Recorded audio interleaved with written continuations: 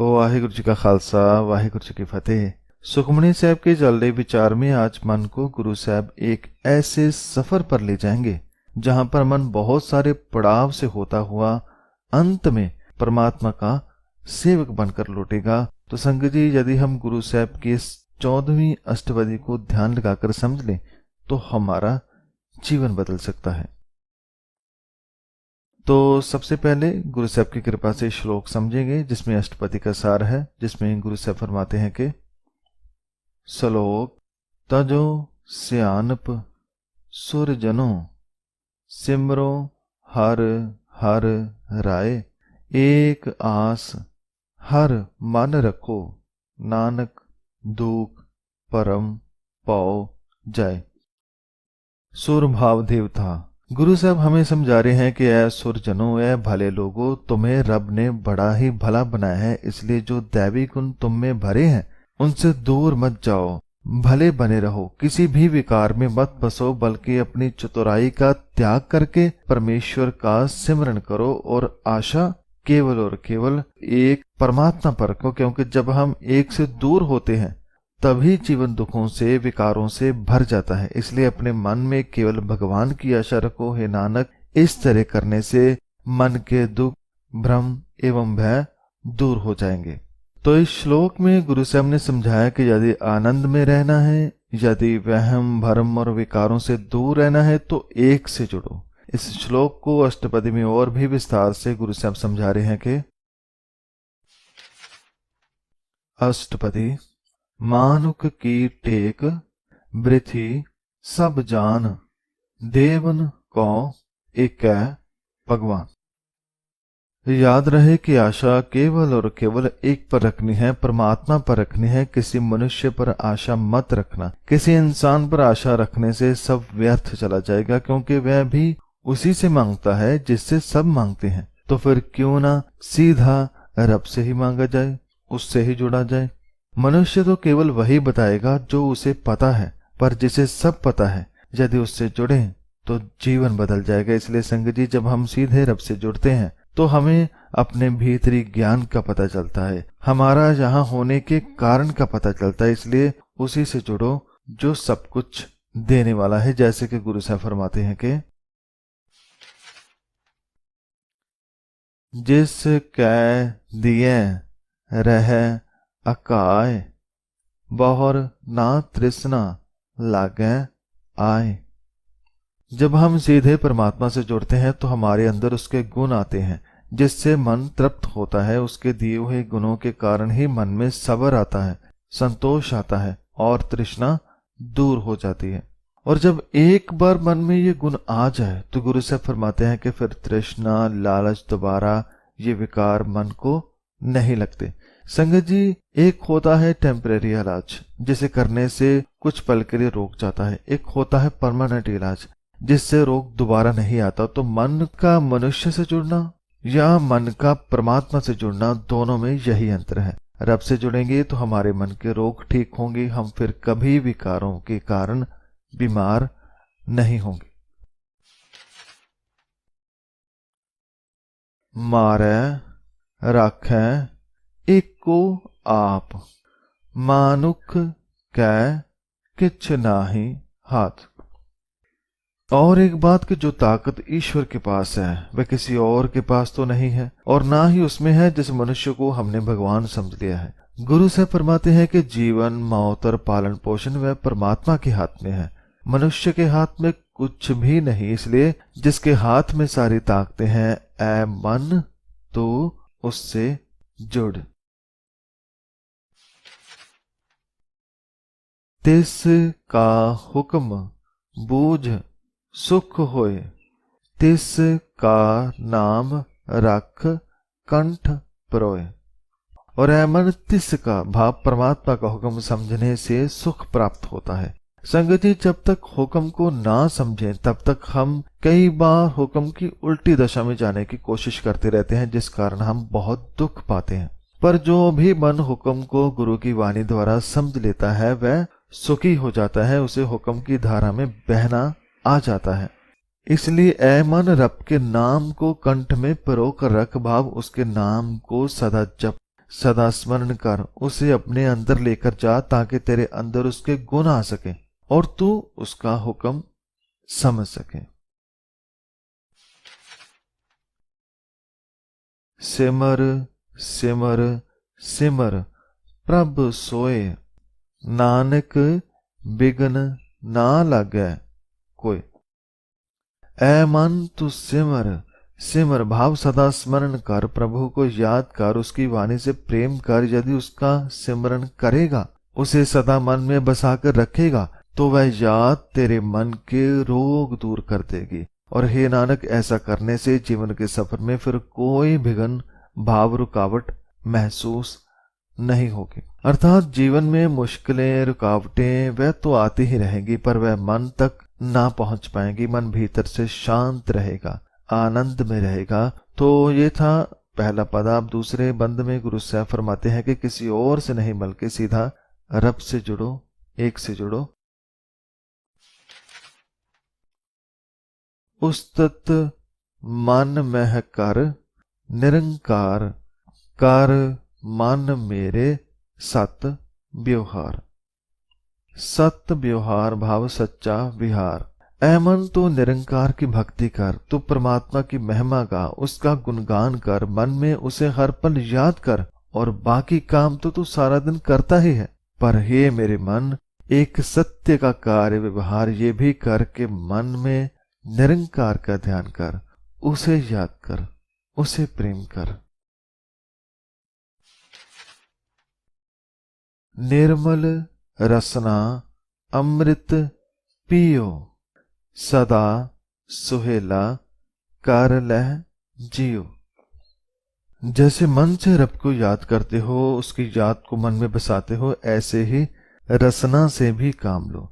जो याद मन में है, उस वाणी को, परमात्मा के शब्दों को जीव द्वारा गाओ, उसका उच्चारण करो। गुरबानी के मीठे अमृत रस को अपने अंदर जाने दो। ऐसा करने से अपने जियो को, आत्मा को सदा सुहेला कर लो, भाव सदा सुखी कर लो, सदा आनंद से भर लो। संगत जी, जैसे तन के लिए भोजन जरूरी है, ऐसे आत्मा का भोजन है परमात्मा का नाम, उसकी वाणी, उसके शब्द। जब वह उसे मिलते हैं तो वह राजी हो जाती है। उसके राजी होने से मन के साथ साथ तन भी कई बीमारियों के लड़ने के लायक हो जाता है। जब मन ताकतवर हो तो तन को कोई गिरा नहीं सकता, कोई हिला नहीं सकता। इसलिए अंदर से ताकतवर बनना है तो अपने अंदर को परमात्मा के नाम की खुराक दीजिए। नैनो पेख ठाकुर का रंग, साध संग बिन सै सब संग। जैसे मन से और जीभ से परमात्मा के नाम का रस लिया, अब आंखों को भी ऐ मन उसमें शामिल कर ले। इस जगत को बिना भेदभाव के देख, बिना लालच के देख, बिना काम के देख। भाव जैसा ये है वैसा देख, इसमें कोई लेबल मत लगाओ, फिर तुम्हें सभी अपने लगेंगे। गुरु साहब फरमाते हैं कि अपने नेत्रों से ईश्वर के रंग को देख, इस जगत में बसते उस मालिक की कुदरत को देख। संगत जी, जब हमारा मन ठीक हो जाए तो हाथ पांव दिमाग सब सही हो जाते हैं। वह फिर कुदरत का खिलवाड़ नहीं करते, जैसे पानी हवा आदि का नुकसान नहीं करते, वह तो इसे और संवारने में लग जाते हैं। ये बहुत बड़ा फर्क पैदा हो जाता है जब मन रब से जुड़ जाता है। इसलिए मन की मैल को, विकारों को दूर करने के लिए साध संग कर, गुरबानी की संगत कर, कथा कीर्तन सुन, कानों द्वारा परमात्मा की वाणी का रस ले, ताकि मन में से विकारों का मोह सदा के लिए मिट जाए, मन पवित्र हो जाए। चरण चलो मार्ग गोबिंद, मिटह पाप जपिए हर बिंद। बिंद भाव थोड़ा सा, रथा सा। और जब मन सुधर जाए, जीभ रब का नाम ले और आंखें बुराई देखना छोड़कर केवल अच्छाई को देखने लगे, तो फिर जीवन का रास्ता हमें साफ साफ दिखाई देने लग जाता है। फिर हमारे पांव भी सीधे रास्ते पर जाते हैं। वह रास्ता जो परमात्मा का रास्ता है, जो सत्य का रास्ता है, गुरु साहब फरमाते हैं कि अपने चरणों से गोविंद के मार्ग पर चलो। उसके रास्ते पर इस तरह चलते हुए यदि एक क्षण भर के लिए भी हरि का जाप मन के अंदर तक चला जाए तो उस जाप से सभी पाप मिट जाते हैं, सभी विकार दूर हो जाते हैं। कार हर कर्म श्रवण हर कथा हर दरगह नानक उज्जल मथा। दूसरे पदे के अंत में गुरु साहब मन, आंख, जीभ, पांव के बाद हाथ और कानों को भी इस मार्ग पर चलने के लिए प्रेरित करते हैं कि ऐ प्रिय मित्र, मेरे मन, हाथों से प्रभु की सेवा करो और कानों से हरि कथा सुनो। भाव सेवा करते हुए, काम काज करते हुए, जो भी काम हम करते हैं, घर का या बाहर काम करते हुए परमात्मा को याद रखना है और कानों में कोई बुरा विचार जाने नहीं देना। केवल उसका नाम ही जाए, उसकी बात ही जाए। जो खुद के अंगों को बाहर और भीतर से ठीक कर लेते हैं वह कैसे हो जाते हैं, उसके बारे में गुरु साहब फरमाते हैं कि बड़ भागी ते जन जग माह सदा सदा हर के गुण गाह। तीसरे पद में गुरु साहब फरमाते हैं कि जिनके सभी इंद्रियां ठीक हो जाए, मन और तन सही राह पर चल पड़े, उन्हें ही बड़े भाग्य वाला कहते हैं, धनवान कहते हैं। जैसे कि गुरु साहब इस पंक्ति में फरमाते हैं कि दुनिया में वही व्यक्ति भाग्यशाली है जो हमेशा भगवान की महिमा गाते रहते हैं। गानी कैसी है, ये पिछले पद में गुरु साहब ने बड़ी अच्छी तरह से समझाया है। राम नाम जो करह विचार से तनवंत गनी संसार। और जो तन मन से पूर्ण तौर पर परमात्मा से जुड़े हैं, जो उसके रास्ते पर चलते हैं, वही असल धनवान है। गुरु से फरमाते हैं कि जो राम नाम की विचार करता है, जो परमात्मा की वाणी को विचार विचार कर पढ़ता समझता है, उसी को गुणों का खजाना मिलता है। वाणी को खोजना मोती खोजने के बराबर है। इसलिए ऐसे मनों को धनवंत कहा है जो राम नाम की विचार करते हैं। वही व्यक्ति जगत में धनवान गिने जाते हैं, अमीर गिने जाते हैं। मन तन मुख बोलह हर मुखी सदा सदा जानो ते सुखी। और वही मन धनवान है, बड़े भाग्य वाला है जो मन तन और मुख से उसका नाम उच्चारण करता है। कहने का भाव है कि जिसके मन में जो रब की बात है वही उसकी जुबान पर भी है। ऐसा नहीं कि मन में कुछ और है और मुख में कुछ और, नहीं। जो उसके मन में है वही उसके लब पे है और वही उसके काम में भी है। वह जो करता है उसमें भी परमात्मा की झलक मिलती है। इसलिए गुरु साहब उपदेश करते हैं कि जो व्यक्ति अपने मन तन एवं मुख से परमेश्वर का नाम का उच्चारण करता है, समझ लीजिए कि वह हमेशा सुख में है, आनंद में है। एक को एक एक पछाने, इत उत की ओह सोजी जान। और ऐसे इंसान जो मन तन से रब से जुड़े हैं, जिन्हें गुरु साहब ने धनवान कहा, बड़भागी कहा, सुखी कहा, वे सुखी इसलिए हैं क्योंकि उन्होंने किसी मनुष्य पर आशा नहीं रखी, केवल परमात्मा पर रखी।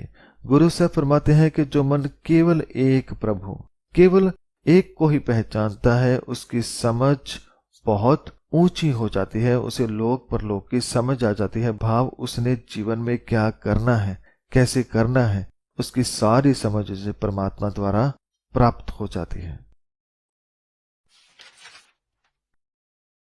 नाम संग जिसका मन मान्या, नानक तिन्ह निरंजन जान्या।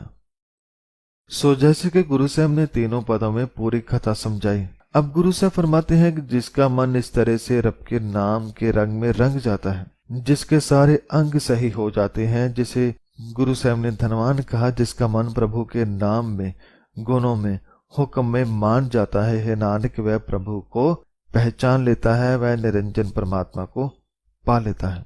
तो संगत जी ये था तीसरा पद। अब चौथे पद में गुरु साहब समझाते हैं कि ये नाम जपना, परमात्मा के बारे में जानना, उससे जुड़ना, ये सब मन को कैसे प्राप्त हुआ।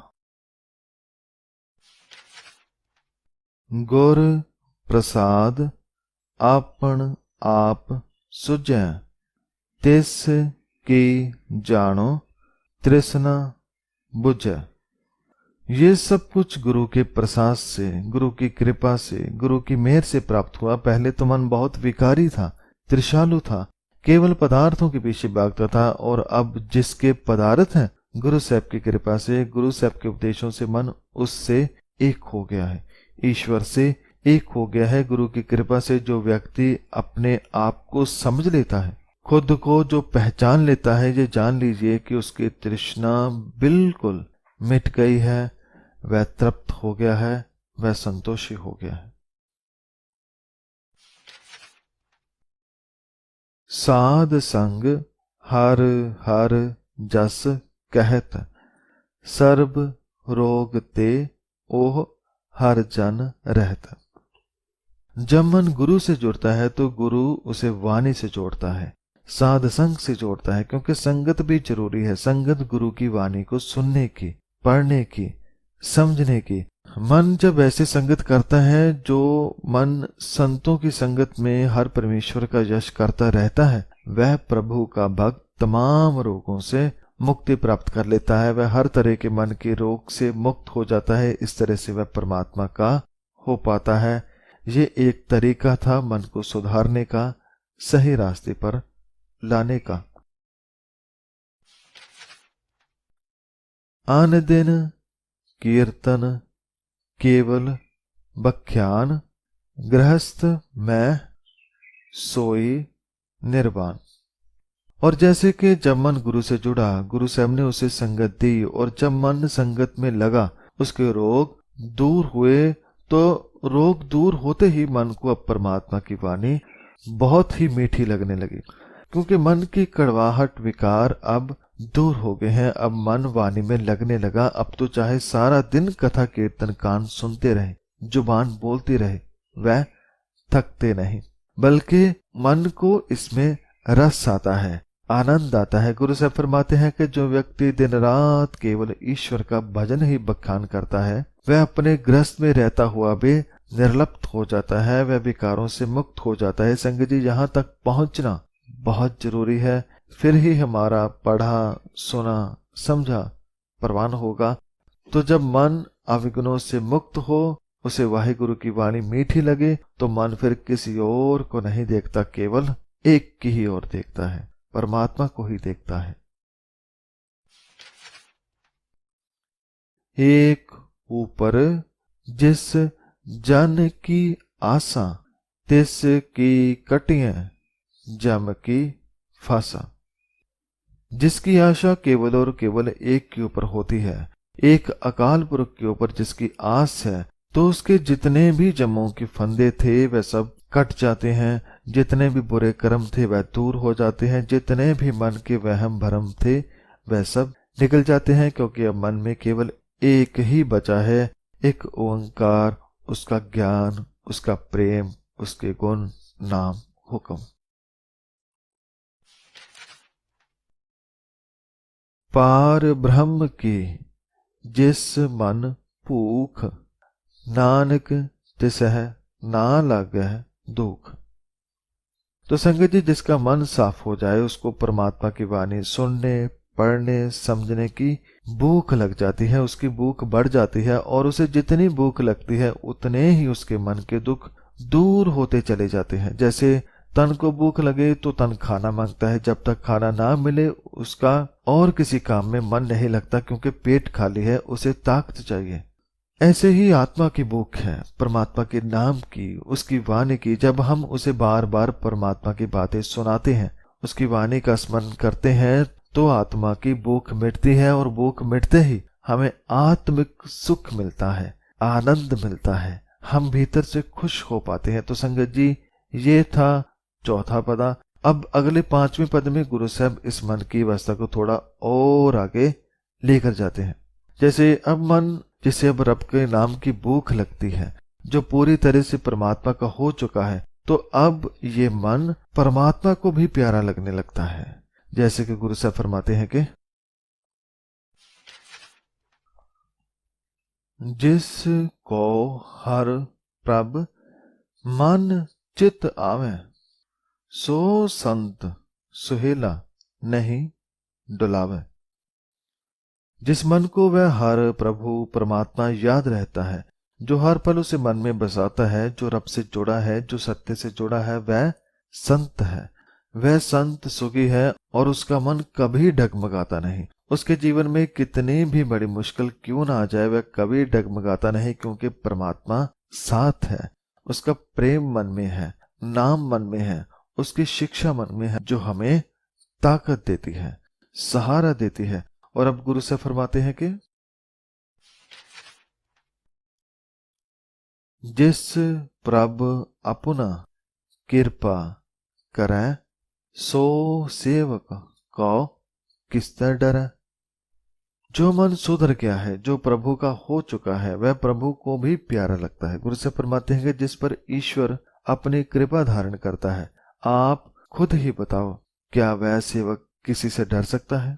नहीं, वह तो निर्भय हो गया है। परमात्मा की अब तो मेहर भी हो गई है, उसकी नजरों में मन भाग गया है, फिर अब कैसा घबराना, जब हर जगह तो वह एक है, वह परमात्मा है। फिर किसी बात का कोई डर नहीं, कोई घबराहट नहीं। जैसा सा तैसा दृष्टाया, अपने कार्य में आप समाया। और उस मन को अब हर तरफ वही एक नजर आता है। वैसा नजर नहीं आता जैसे सुना है, पढ़ा है, बल्कि वैसा नजर आता है जैसा वह असल में है। वह हर जगह है, हर कहीं है, हर मन में है, हर ग्रह पर है। पूरे जगत में एक उसके सिवा यहां दूसरा और कोई नहीं। ये मन को समझ आ जाती है कि प्रभु अपनी रचना में स्वयं ही समाया हुआ है। सोदत सोदत सोदत सीज्या, गुर प्रसाद तत् सब बूझा। और ये सारी असलियत जो पिछली पंक्तियों में गुरु साहब ने समझाई, ये इतनी आसानी से नहीं मिली। मन ने रोज इस पर विचार की, नाम को जपा भी, पढ़ा भी, सुना भी, पर जब विचार की और विचार विचार कर मन ने सफलता प्राप्त की गुरु की कृपा से, जो सारे जगत का तत्व है, जो मूल है, उसे जान पाया है, पहचान पाया है। उसने जीवन की असलियत को जानकर जीवन को आनंद से भर लिया है, जो मनोरथ था उसे हासिल कर लिया है। इसके अलावा जब देखो तब सब किछ मूल, नानक सो सूखम सोई अस्थूल। और अब मन को जब पूरी असलियत पता चल गई है, अब मन जहां भी देखता है उसे ही देखता है। जिस तरफ भी देखता है हर कहीं वह एक ही नजर आता है। वह एक जो हर एक का मूल है, जो मूल तत्व है, जो सबका जन्मदाता है, वही दिखाई देता है। हे नानक, वह स्वयं ही सूक्ष्म और स्वयं ही अस्थूल है। संग जी, किसी बात को सुन लेना या कह देना और बात है, पर उसे महसूस कर लेना, उसे जी लेना अलग बात है। हम कितने भी परमात्मा के बारे में बातें करें, पर जब तक जो कहा है, पढ़ा है, सुना है, जब तक मन उसे जीता नहीं, तब तक उसे असलियत पता नहीं चलती। और क्या क्या पता चलता है उसके बारे में गुरु साहब अगले छठे बंद में फरमाते हैं कि नाह किछ जन्मै, नाह किछ मरै, आपन चलत आप ही करें। जब मन मूल को जान लेता है, जब वह अपने भीतर और बाहर एक को पूरी तरह पहचान लेता है, तो वह एक और बात जान जाता है कि ना कुछ जन्मता है और ना कुछ मरता है। ये सारा खेल भगवान स्वयं ही करता है। अर्थात कोई जन्मता है तो भी वह है, कोई मरता है तो भी वह है। उसके सिवा यहाँ दूसरा कोई नहीं है। वह एक ही है, जो जी रहा है, जो सांस ले रहा है, जो आ रहा है, जो जा रहा है, सब कुछ वह एक ही है। और सब कुछ उसी में हो रहा है, उससे बाहर कुछ भी नहीं है। आवन जावन दृष्ट अनदृष्ट आज्ञाकारी तारी सब शिष्ट। और ये भी जान लेता है कि ये जन्म मरण दृष्ट अनदृष्ट जो दिख रहा है और जो नहीं दिखाई दे रहा, ये सब जगत सारा कुछ परमात्मा अपनी आज्ञा से अपने हुक्म से चला रहा है। भाव उसने इस खेल को हुक्म के साथ बांधा हुआ है और हम सब उसकी धारा हैं। जब मन हुक्म को समझकर चलता है तो वह आनंद में रहता है, और जो हुक्म को समझ नहीं पाता उसे हर मुश्किल हर दुख बड़ा ही दुखी करता है, परेशान करता है। पर परेशानी मुश्किल ये मन का कोई दुख नहीं, बल्कि हमारा हुक्म को ना समझना ये सबसे बड़ा दुख है। जब मन ये सारा खेल जान जाता है तो उसके लिए जीवन जीना आसान हो जाता है, जैसे हम किसी जहाज में बैठकर समुद्र से पार हो रहे हों। और मन क्या क्या देखता है, गुरु साहब फरमाते हैं कि आपे आप सगल मह आप अनक जुगत रच थाप उथाप। थाप बनाना, उथाप नाश करना। जो मन एक का हो गया है उसे अब सगल में है, वह एक ही दिखाई देता है। वह स्वयं ही सब जीव जंतुओं में विद्यमान है और वह मन इससे भी आगे तक जान पाता है, जिसे जानकर मन विस्मात हो जाता है, चकित हो जाता है। वह देखता है कि ये जगत भी जो इतना विशाल है, जिसकी ओर शोर का पता नहीं, वह भी पहली बार नहीं बना, ये कई बार बना है। और वह परमात्मा अनेक युक्तियों द्वारा सृष्टि की रचना करता एवं नाश भी करता है। भाव मन जान जाता है कि जन्म मरण उत्पत्ति और नाश में भी वह है, वही आदि है, वही अंत है, उसी में हम सब हैं, उससे बाहर कुछ भी नहीं। अब नासी नाही किछ खंड तारण तार रहे हो ब्रह्मंड। लेकिन चाहे वह सब कुछ बनाकर नाश करने वाला है, पर वह खुद अविनाशी है। सब नाश होता है पर वह कभी नाश नहीं होता, वह कभी नहीं मरता। वह इस जगत से पहले भी था, अब भी है और सदा रहेगा। गुरु साहब फरमाते हैं कि ये ब्रह्मांड जो अब है, इसकी रचना भी वह खुद ही कर रहा है, कोई दूसरा नहीं। वह एक ही है, वही इसका निर्माण और देखभाल भी कर रहा है। रोज अनेकों ग्रह बन रहे हैं और कई अनेकों खत्म भी हो रहे हैं। ये खेल परमात्मा ने खुद रचा है। अलख अपेव पुरख प्रताप आप जपाए ता नानक जाप। वह परमात्मा जो हर कहे है, जो हर किसी में है, उसका तेज प्रताप बयान नहीं किया जा सकता। उसके भेद को कोई भी जान नहीं सकता। मन जितना जान पाता है वह उससे और अधिक होता है। हम जितना भी जान पाते हैं वह रेत के कण के बराबर होता है। और इस अवस्था पर मन ये भी जान जाता है कि मैंने जो भी अब तक जाना, जो भी नाम को जपा, जैसा भी मन का सफर चला, ये भी उसके हुक्म में था। गुरु से फरमाते हैं कि हे नानक, यदि वह अपना जाप मनुष्य से स्वयं करवाए तो ही वह जाप करता है। तो संगत जी, अब अगले 7वें पद में गुरु साहब इस मन के अगले सफर की बात करते हैं कि पहले तो मन ने खुद को जाना, इसे परमात्मा के मार्ग पर लगाया और ये भी जाना कि वह क्या करता है, बाप पूरी असलियत जान ली। अब एक नया सफर शुरू होता है, वह है अब जो जाना है उसे दूसरे लोगों को बताना, औरों को भी इस सत्य के साथ अवगत करवाना। गुरु साहब फरमाते हैं कि जिन प्रभ जाता सशोभावंत सगल संसार उदरै तिन मंत। अर्थात जिसने प्रभु को जान लिया, जिसने हर कहीं उसे पहचान लिया, वह बहुत भारी शोभा वाले हो जाते हैं। पहले वह प्रभु के उपदेशों से खुद बचकर भवसागर से पार हुए, अब वही उन्हीं उपदेशों द्वारा सारे जगत को विकारों से बचा रहे हैं। और सच बात है कि समूचा जगत उनके मंत्र भाव उपदेश द्वारा बच जाता है। प्रभ के सेवक सगल उदाहरण, प्रभ के सेवक दुख विसारण। वह सच्चे प्रभु के सेवक बन जाते हैं, क्योंकि वह न केवल प्रभु को जानते हैं बल्कि उसके हुक्म में चलते भी हैं और दूसरों को भी हुक्म में चलने का उपदेश देते हैं। गुरु साहब फरमाते हैं कि प्रभु के सेवक प्रभु उपदेशों द्वारा सबका कल्याण कर देते हैं। प्रभु के सेवकों की संगत द्वारा दुख भूल जाता है। भाव दुख तो जहां है वहां रहेगा, पर मन दुख में ध्यान नहीं देता, मन नाम में ध्यान देता है, परमात्मा में ध्यान देता है, जिसे याद करने से मन दुख में होकर भी दुखी नहीं बल्कि आनंद में है।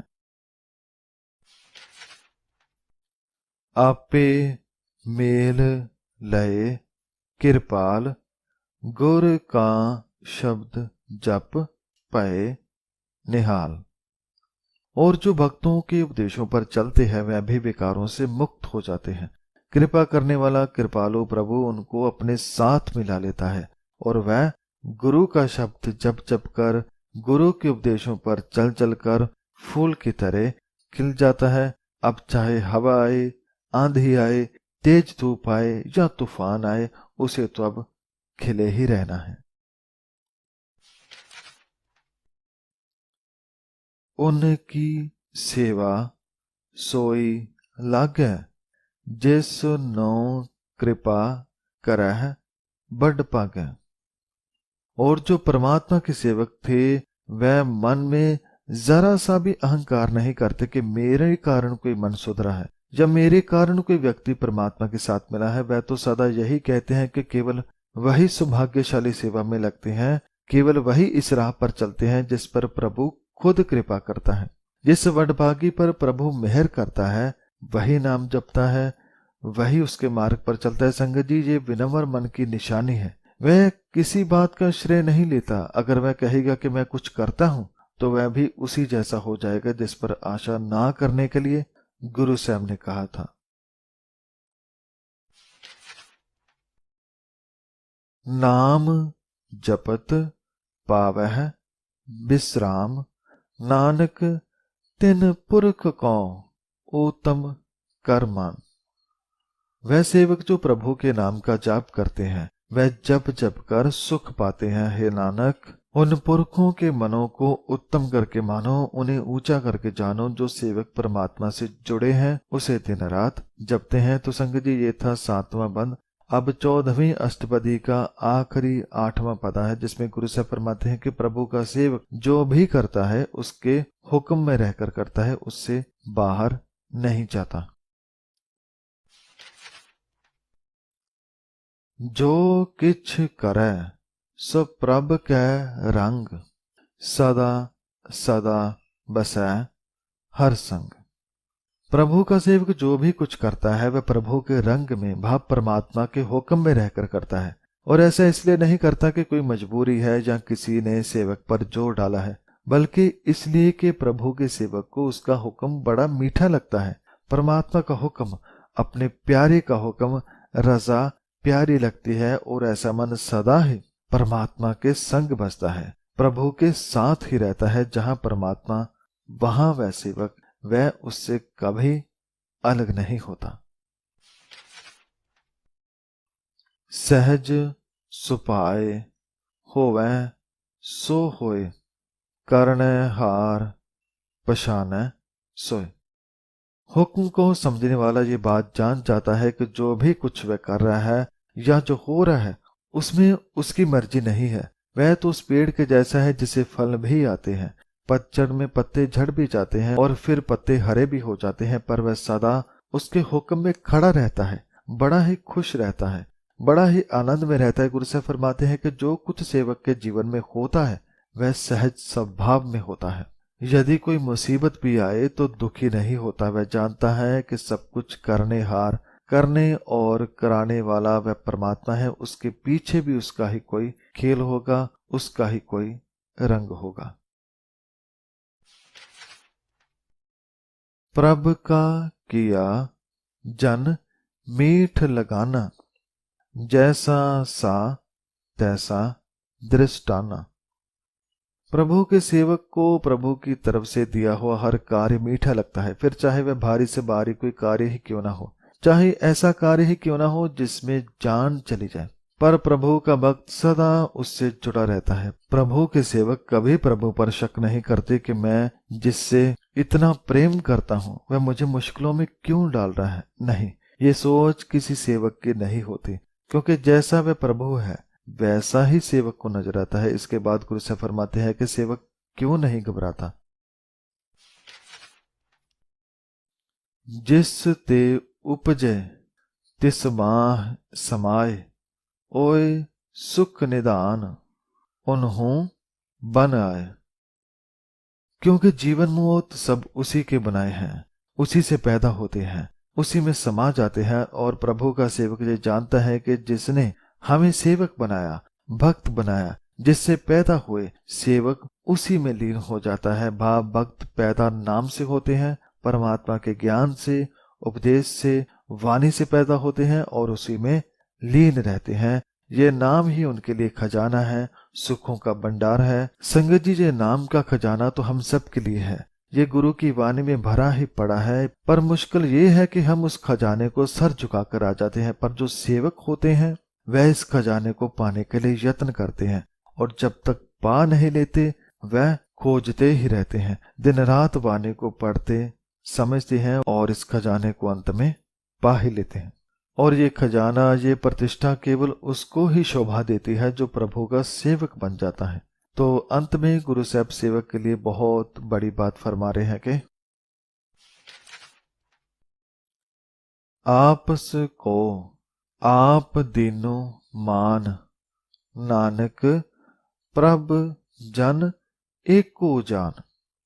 अर्थात प्रभु अपने आप को खुद ही मान देता है। कहने का भाव कि सेवक को परमात्मा अपना ही रूप मानता है, इसलिए उसका मान अपना मान समझता है। अपने सेवक को प्रभु स्वयं ही शोभा प्रदान करता है। नानक, ऐसा समझो कि प्रभु एवं उसका सेवक एक समान ही है, दोनों में अब कोई भेद नहीं। जैसा परमात्मा है वैसा ही सेवक बन गया है। तो संगत जी, ये थी 14वीं अष्टपदी की विचार। यह अष्टपदी शुरू होती है कि यदि हमें परमात्मा से एक होना है तो सबसे पहले दूसरे भगवान बने लोगों से आशा हटानी है और आशा एक परमात्मा पर लगानी है, और फिर गुरु की वाणी से जुड़ना है। और केवल मुख से ही नहीं बल्कि अपने हाथ, पांव, आंख, जीभ, सारे अंगों द्वारा नाम जपना है। भाव इन्हें परमात्मा के मार्ग पर लगाना है। फिर जब मन सुधर जाए तो परमात्मा उसे अपना सेवक बना लेता है। फिर वही सेवक औरों को रब का उपदेश देता है। जैसे वह सीधा रब से जुड़ा, ऐसे औरों को भी वह वही उपदेश देता है। और वह सेवक सदा परमात्मा के हुक्म में जुड़कर जीवन बिताता है और उस एक से एक हो जाता है, उसी में लीन हो जाता है। तो संगत जी, इसी तरह गुरु साहब ने चाहा तो हम मिलजुल कर अगली अष्टपदी की विचार भी करेंगे और जानेंगे कि उसमें गुरु साहब ने हमें क्या क्या उपदेश दिए। अंत में गुरु साहब को कोटि कोटि नमन, इतने प्यारे उपदेश समझाने के लिए। और विचार करते हुए सभी गलतियों की मैं क्षमा चाहता हूँ और आप सब संगत का भी शुक्रिया करता हूँ इस विचार को सुनने के लिए। वाहिगुरु जी का खालसा, वाहिगुरु जी की फतेह।